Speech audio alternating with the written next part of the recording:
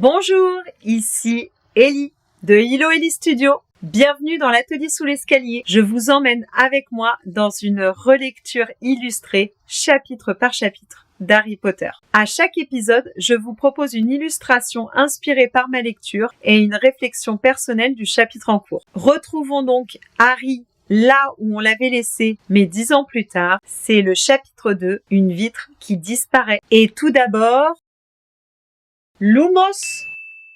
C'est mieux comme ça.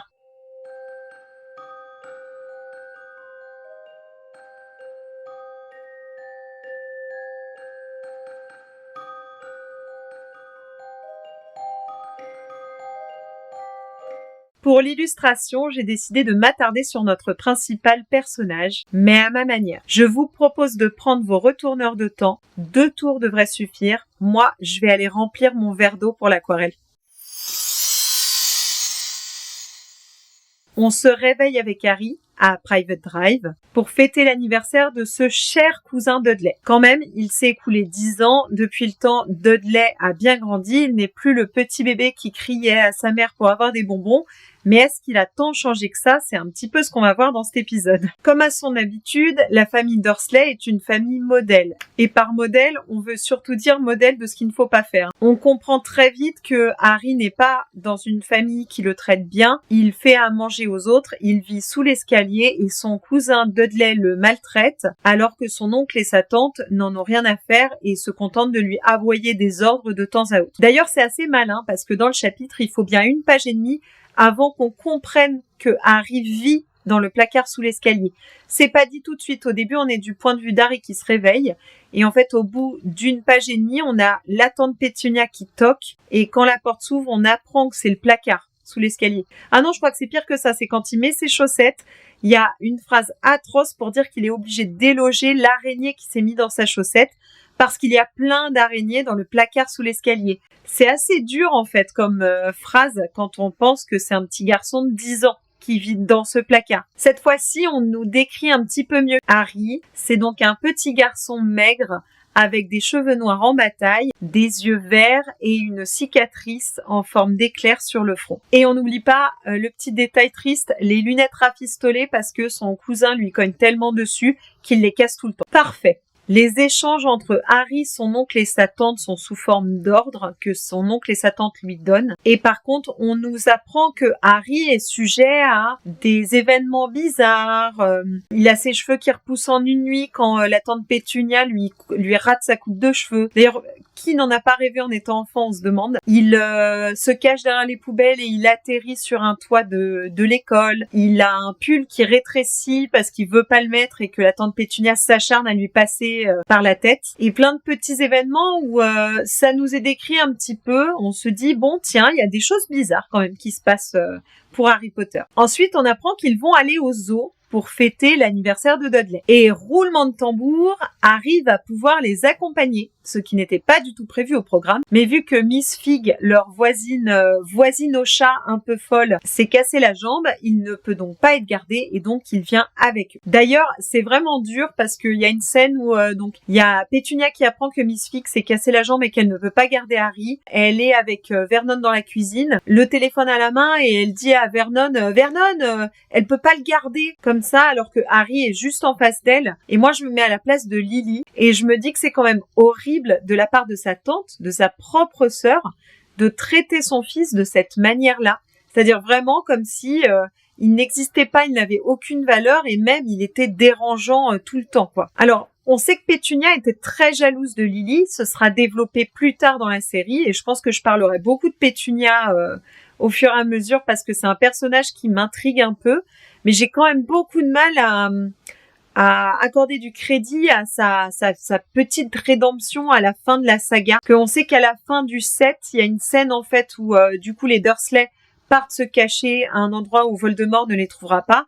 Et donc il y a Pétunia qui dit à Harry oui, tu as perdu une mère, mais moi j'ai perdu une sœur, chose qu'elle regrette. Mais il y a tellement de petites choses qui sont accumulées entre le moment où elle a arrêté de parler à sa sœur et le moment où elle quitte Harry que j'ai du mal à croire que vraiment il y a une vraie rédemption. C'est un personnage qui est un peu particulier, Pétunia, et que je trouve très bien écrit parce que il fait partie un peu de ce genre de personne dans la vie qui qui aimeraient changer les choses peut-être, mais qui sont tellement entravés par beaucoup de blocages qu'en fait, ils ne pourront pas.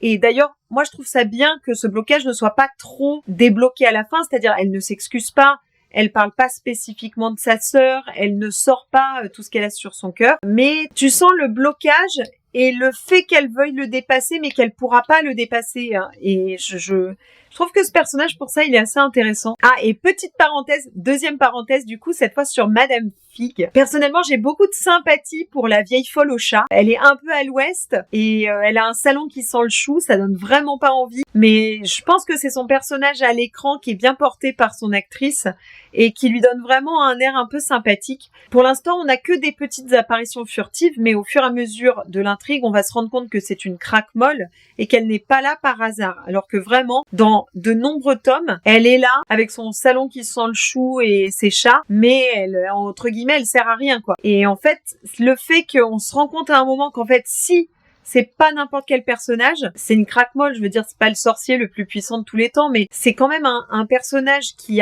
appartient au monde de la magie, c'est une sacrée révélation. Donc franchement, Miss Fig, je l'aime bien. En plus, dans le livre, elle tape sur Mundungus Fletcher et honnêtement, c'est tout ce qu'il mérite. Ce chapitre nous permet aussi de nous rendre compte à quel point Harry est un enfant malin, c'est un enfant qui a de la répartie, qui n'hésite pas à insulter son cousin et à partir en courant, qui sort en douce la nuit quand il est puni pour se nourrir, parce que oui, des fois il est puni sans manger, je trouve ça atroce, mais ça nous pose un peu le personnage d'Harry qui est attachant et qui ça fait du bien de voir qu'il subit beaucoup, mais que il a de la répartie quoi quand même. Du coup, la famille Dursley, Vernon, Pétunia, Dudley, Harry et l'ami de Dudley qui s'appelle Pierce Polkiss, vont tous ensemble au zoo. On sent la famille Dursley un peu tendue, ils ont peur qu'il y ait un incident avec Harry, ils ont peur qu'il se passe quelque chose d'inhabituel, donc ils mettent bien en garde Harry avant de partir, et tout ce beau monde se dirige vers le zoo. Pendant le trajet, Harry fait mention d'un rêve avec une moto volante qui énerve au plus haut point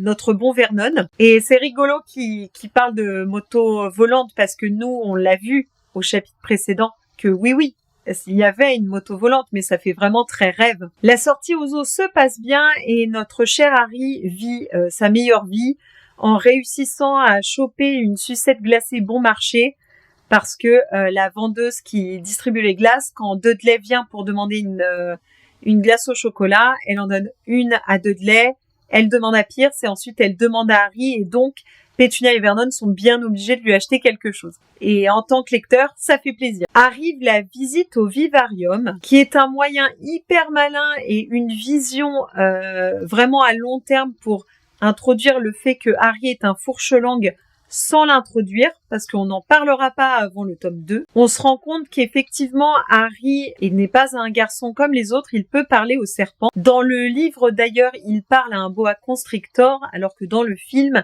il s'agit d'un python de Birmanie, et d'ailleurs c'est très drôle je trouve parce que je vois pas vraiment l'intérêt de changer le type de serpent. C'était peut-être plus simple de modéliser un boa, mais alors je suis vraiment pas équipe FX, mais c'est vrai que j'ai tendance à me dire un serpent c'est un tube quoi à modéliser. Est-ce que c'est vraiment plus difficile de faire les tâches d'un boa plutôt que d'un python? Je pense que, voilà, on s'en fiche, mais quand même. Et pour la petite histoire, dans le livre, on ne sait pas de quel zoo il s'agit, mais on a tendance à se dire que ce n'est pas le zoo de Londres parce que Harry, avant de prendre le Poudlard Express, n'est jamais allé à Londres. Donc ça doit être un autre zoo. Par contre, dans le film, c'est bien le zoo de Londres qui a été utilisé pour tourner les scènes du zoo, surtout la scène du vivarium avec cette jolie porte d'entrée en pierre grise avec marqué vivarium dessus ou Reptile House je crois. Et évidemment je suis allée faire ma Rita Skeeter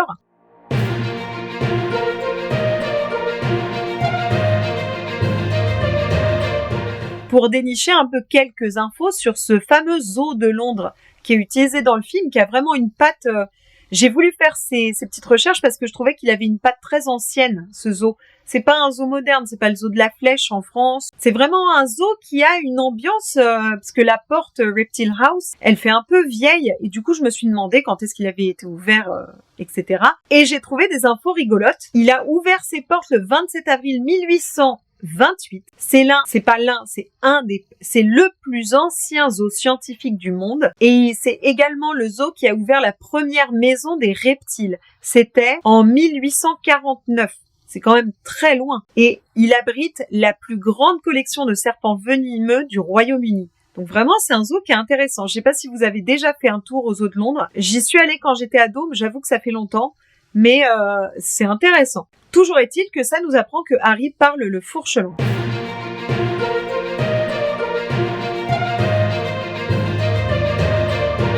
Harry échange avec le serpent qui, tristement, a un peu la même vie que lui. Il ne connaît pas ses parents, comme Harry, il vit en captivité, un peu comme Harry sous son escalier, et il n'est pas très heureux d'être là. C'est à ce moment-là que Dudley et Pierce refont apparition et se rendent compte que, waouh, il y a le serpent, il s'agite devant la vitre et il pousse violemment Harry en le faisant tomber. Et là, Harry déclenche un événement imprévu, la vitre disparaît. Dudley crie, Pierce crie, tout le monde est atterré, le serpent s'en va en disant salut amigos ou quelque chose comme ça. Et ça se finit chez le directeur du zoo avec une tasse de thé bien forte pour la tante Pétunia. D'ailleurs, encore une fois, dans le film, c'est un peu différent parce que quand Dudley bouscule Harry, Harry fait disparaître la vitre, mais fait basculer Dudley dans l'enclos des serpents et remet la vitre après. Et c'est une scène que j'aime bien parce que, en fait, j'adore la tante Pétunia qui hurle en voyant Dudley dans l'enclos des serpents. Franchement, c'est... Après un chapitre de maltraitance, ça m'a fait trop plaisir. Pour Harry, dans le bureau ou je sais plus si c'est dans le bureau ou dans la voiture de l'oncle Vernon, il y a Pierce Polkiss qui dit en passant tiens d'ailleurs Harry il a parlé au serpent, pas vrai Harry? Et l'oncle Vernon s'en est trop, il punit Harry dans son placard pour une durée indéterminée sans nourriture. On voit encore une fois qu'Harry est un enfant plein de ressources parce que en fait, il est enfermé dans son placard et la seule chose qui l'attend, c'est la nuit pour pouvoir aller manger pendant que les Dursley dorment. Et je trouve ça fait mal au cœur. On a Harry qui évoque un petit peu sa famille et ce qu'il en sait. Donc lui, ce qu'il en sait, c'est que ses parents sont morts dans un accident de voiture et il relie la lumière verte qu'il visualise dans sa tête à ce dit accident de voiture. On sait également un peu plus tôt, je crois, dans le chapitre, qu'il n'y a aucune photo des Potter dans la maison des Dursley. On finit ce deuxième chapitre et le dernier petit paragraphe de ce chapitre s'attarde sur le fait que Harry n'a pas d'amis parce qu'en fait, les enfants n'osent pas jouer avec lui de peur de déplaire à Dudley et sa bande. Et on finit ce chapitre 2. C'est un chapitre assez court. Et c'est un chapitre de bascule parce que il s'est passé quelque chose d'extraordinaire.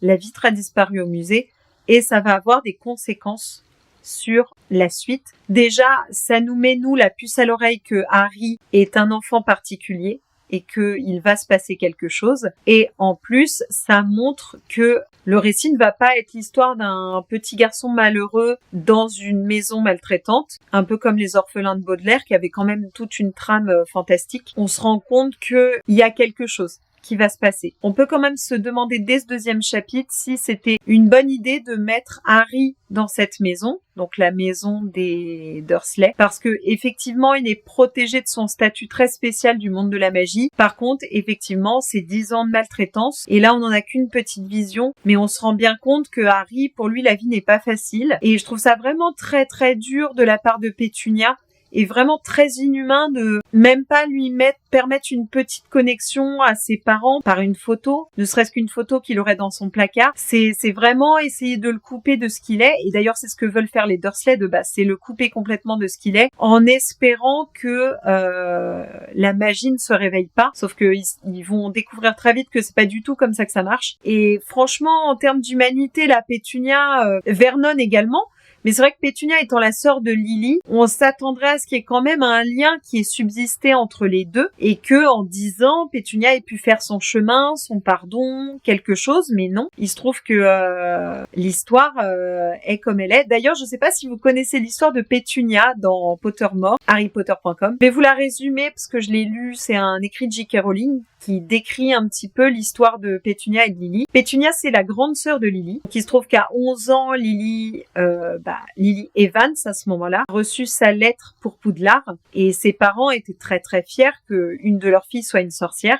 Ce sont des moldus. Et donc, Lily est partie à Poudlard et Pétunia a envoyé une lettre à Dumbledore pour lui demander si elle pouvait faire ses études également à Poudlard, même en étant moldue. Ça a été refusé par Dumbledore et c'est à ce moment-là que Pétunia a décidé de se fermer complètement au monde de la magie et a commencé à traiter sa sœur comme si c'était un monstre. Et donc c'est le point de rupture en fait entre les deux sœurs. Pétunia a très mal vécu le côté sorcier de sa sœur parce qu'elle trouvait que ses parents la mettaient beaucoup en avant par rapport à elle. Et donc quand elle a pu, elle est partie faire des études de dactylographie à Londres et en travaillant, elle a rencontré Vernon. Et Vernon était très normal et c'est ça qui a plu à Pétunia chez Vernon, qui après plusieurs rendez-vous, alors c'était quoi? C'était dull dates, je crois. Des rendez-vous insipides, quoi, l'a proposé en mariage à un moment. C'est dit qu'il l'a proposé en mariage en mettant un genou à terre dans le salon de sa mère à lui, ou vraiment très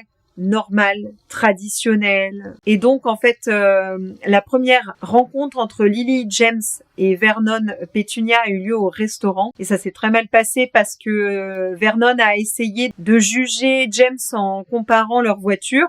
Ce à quoi James a répondu en parlant de son balai de course. En fait, comme James a un peu pris à la rigolade Vernon l'a très mal pris. Et donc, en fait, ils se sont séparés partant du restaurant comme ça, fâchés. Ce qui a beaucoup blessé Lily. Et d'ailleurs, James avait promis à Lily de se rabibocher avec Vernon la prochaine fois qu'il les verrait. Donc, ils sont allés au mariage de Vernon et Pétunia, mais Vernon a refusé de parler à James. Et Pétunia a refusé de prendre Lily comme demoiselle d'honneur parce qu'elle avait peur de se faire éclipser par sa sœur une nouvelle fois. Et ils ne se sont pas rendus au mariage de Lily et James. Et c'est la dernière fois qu'ils les ont vus, c'était à leur propre mariage. Et on sait que Lily et Pétunia ont continué à correspondre. Pétunia lui a envoyé un vase et Lily lui a envoyé le faire-part de naissance de Harry que Pétunia a jeté à la poubelle juste après l'avoir lu. Mais ça, c'est un petit quelque chose. Dans le premier chapitre, si vous vous souvenez bien, il y a Vernon qui demande là comme ça si elle se souvient du nom de l'enfant de Lily et James. Et Pétunia répond du tac au tac Harry. Et je me dis que c'est un tout petit signe que même si elle l'a lu rapidement et qu'elle a fait semblant d'en avoir rien à faire, elle avait quand même retenu le nom du petit garçon et que c'était un signe quand même que les liens n'étaient pas complètement rompus au moment de la mort de Lily. Donc on a Pétunia qui est comme ça. C'est vrai que c'est quelque chose d'intéressant dans l'univers d'Harry Potter, ces liens entre les personnages et notamment là entre Lily et Pétunia. C'est pas forcément exactement le thème du chapitre 2 puisqu'on est plus sur une action qui se déroule avec notamment le fourche-langue qui reviendra plus tard. On en parlera beaucoup dans le tome 2. Mais c'est vrai que c'est intéressant de voir quel est le cheminement de Pétunia, de son envie de faire partie du monde magique à son rejet le plus total de tout ce qui a le moindre rapport avec la magie. Pour le dessin, j'ai plutôt voulu, comme je vous ai dit, m'intéresser à Harry, notre principal personnage, ou plutôt notre personnage principal. Et donc, j'ai voulu représenter la scène qui, pour moi, représente le tournant du chapitre, c'est-à-dire le dialogue entre Harry et le boa python mamba. Voilà. Je l'ai représenté du point de vue du serpent parce que ça me permet de signifier qu'en fait, c'est Harry qui est en cage finalement dans l'histoire. Et je suis assez contente, je vous avoue, de la tête de mon Harry parce que je vous avais fait un brouillon. Vous avez vu au début le brouillon de Harry. Je lui avais fait les mâchoires carrées pour signifier le fait qu'il était maigre, mais du coup je trouvais que ça lui donnait un air trop âgé par rapport au petit garçon de 10 ans, donc je l'ai plutôt arrondi, histoire que ce soit un enfant de 10 ans plus qu'un grand ado. On sait par ailleurs que Harry ne porte que des vêtements usés de Dudley, donc des vêtements trop grands, parce que Dudley est présenté comme un garçon gras, et on reviendra là-dessus, vous inquiétez pas. Mais par contre, j'ai eu beaucoup de mal à me décider sur les couleurs du t-shirt, parce que j'avais plusieurs options. Soit je prenais une couleur en complément, donc j'ai plutôt du beige et du vert pour le vivarium, et du noir derrière Harry, et soit je prends du gris pour Harry, histoire de signifier que ses vêtements sont usés, mais j'avais peur que ça l'étouffe. Soit je prenais un t-shirt rouge et or, rouge et jaune, pour signifier son appartenance à Gryffondor déjà dès le départ. Ou je prends du noir et du vert, ou juste du vert, pour accentuer ce côté fourche-langue. Mais ça, comme vous voyez, forcément, faut faire des choix. J'espère que ce dessin vous aura plu. Je ne sais pas quelle scène vous auriez voulu que j'illustre pour ce chapitre 2. Si vous vouliez que j'illustre la petite araignée qui dort dans une chaussette, n'hésitez pas à me le dire, je vous ferai un petit dessin, ça pourrait être un super stickers de la petite araignée dérangée, parce que la pauvre, c'est pas de sa faute. Je vous retrouve très vite pour le chapitre 3. le chapitre 3 qui s'intitule Les lettres venues de nulle part. En attendant, restez imprégnés dans la magie et moi je vous retrouve très bientôt. À plus tard et abonnez-vous!